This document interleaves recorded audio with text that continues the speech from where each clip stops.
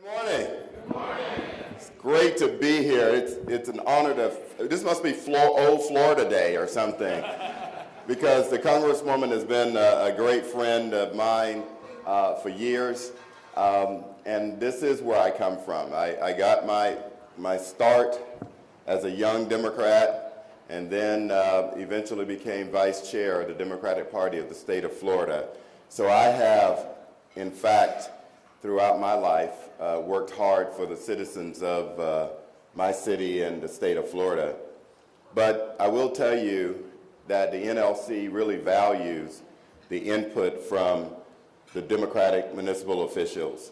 Public policy, when you come to city issues, are truly important, but the bottom line is we need city officials, whether they are of any party at the National League of Cities.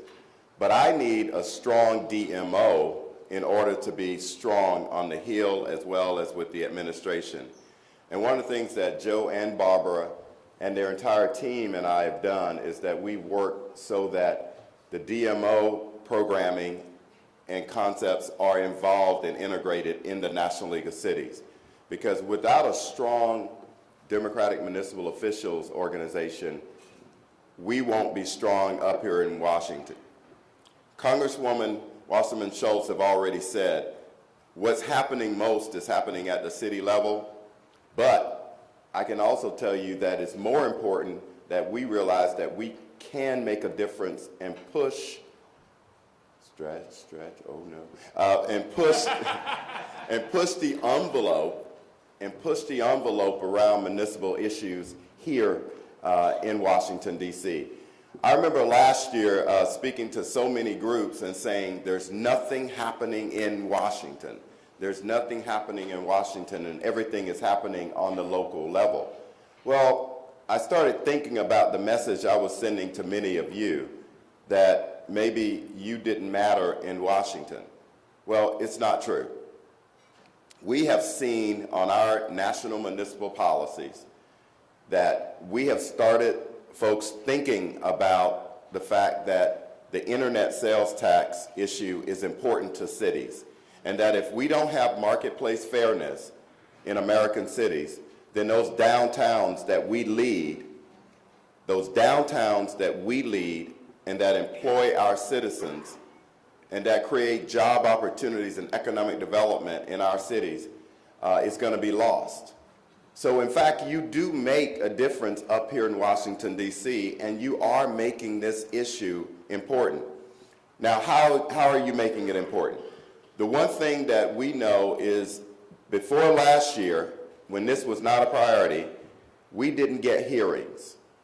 Tomorrow, on the Hill, Wednesday, there is the first hearing on the marketplace fairness. And why? It's because of your efforts. So things can happen in Washington, but they will happen only if you are up here fighting for those issues for your downtown cities. So we hope that you'll continue to do that. Now, the immigration issue, and Congresswoman may have covered this, and I don't want to reiterate things that she's covered, but we must make sure that everybody in America has an opportunity to be active participants in the American system. And we must have comprehensive immigration reform. It can't just be piecemeal, because if it's piecemeal, then it is not going to work effectively.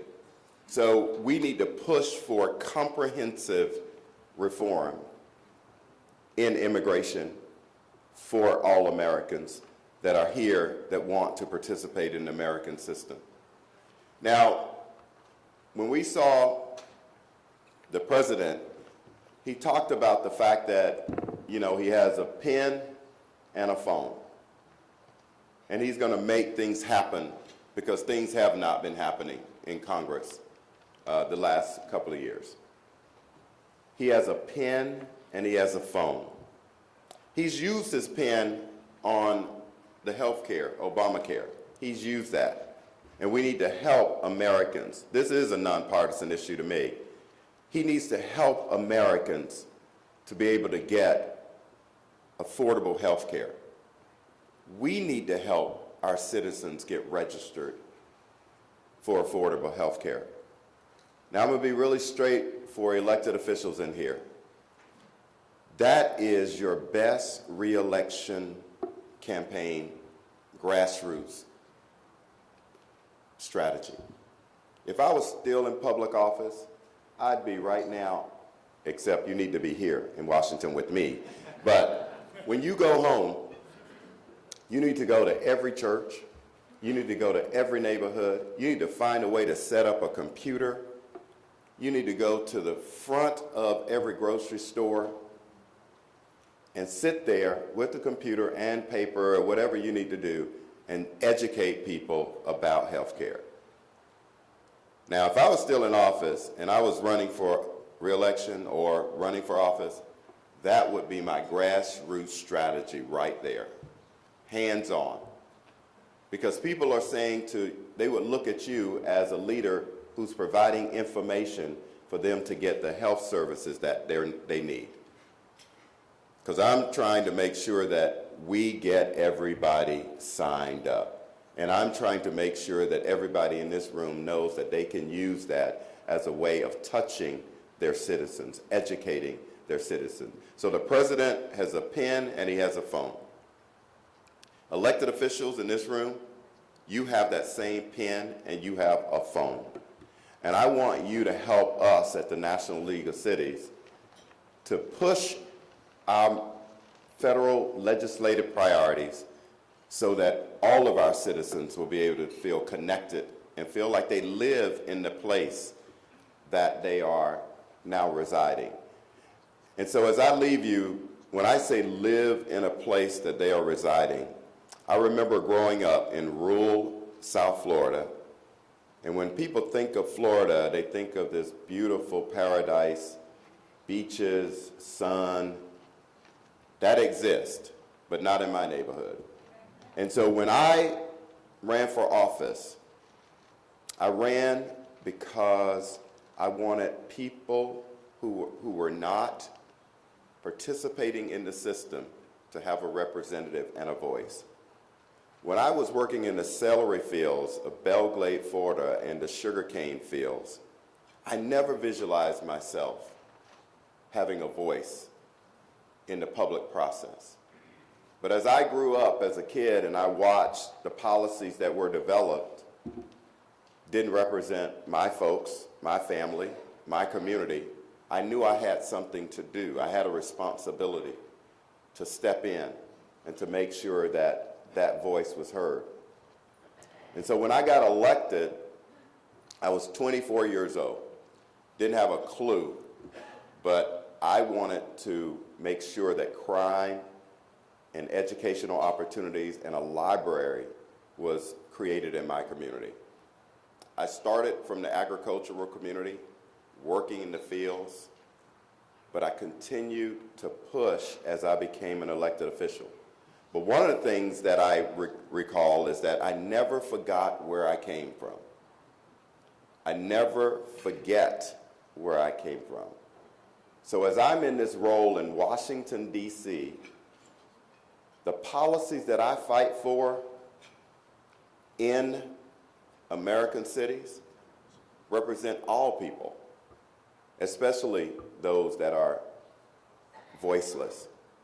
When I'm sitting in a room at the White House and with congressional members, I remember that I was in a family that didn't have housing, didn't have quality water.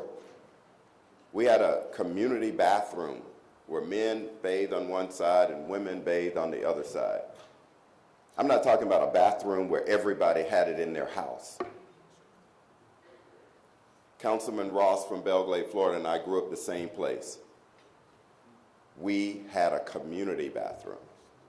So when you hear me talking passionate about what we do making a difference and what you do make a difference as Democrats, pushing those issues for real people, you're looking at it. And there's a lot of Clarences in your community. that you hopefully one day will say, I touched that person and look where they are. So if y'all see me walking around here going fast and pushing hard for these issues, it's personal for me. And I'm not going to stop it. So as I close, I'll tell you, my daughter always tells me not to say this, but I do it anyway. As this artist Drake would say, I started from the bottom, now I'm here. God bless you. Thank you all very much. Have a good morning.